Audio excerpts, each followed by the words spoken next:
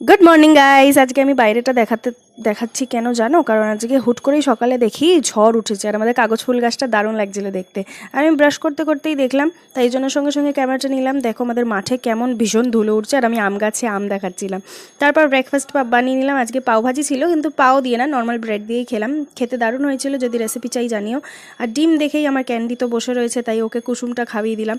তারপর ব্রেকফাস্ট করে বসে গেলাম সবজি কাটতে। সবজি কাটা হয়ে গেলেই আমি ডাল বসিয়ে দেবো। আজকে ডাল বসালাম হচ্ছে লাউয়ের ডাল, গরমে খেতে খুব ভালো লাগে। আর তখনই মা বললো যা ছাদ থেকে ফুলটা নিয়ে আয়। ছাদে গিয়ে দেখছি দুখানা হলুদ জবা হয়েছে।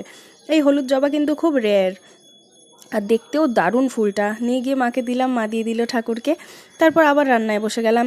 এই যে বেগুন ভাজা বানালাম, ঢেঁড়স ভাজা বানালাম, পটল আলুর তরকারি বানালাম। এইভাবেই আমার দিনটা গেল। তোমাদের দিনটা কেমন ছিল জানিও। আর আরও ভিডিও পাওয়ার জন্য সাবস্ক্রাইব করে নাও আমার চ্যানেলকে, আমি রোজ ব্লগ দিতে থাকি। টাটা।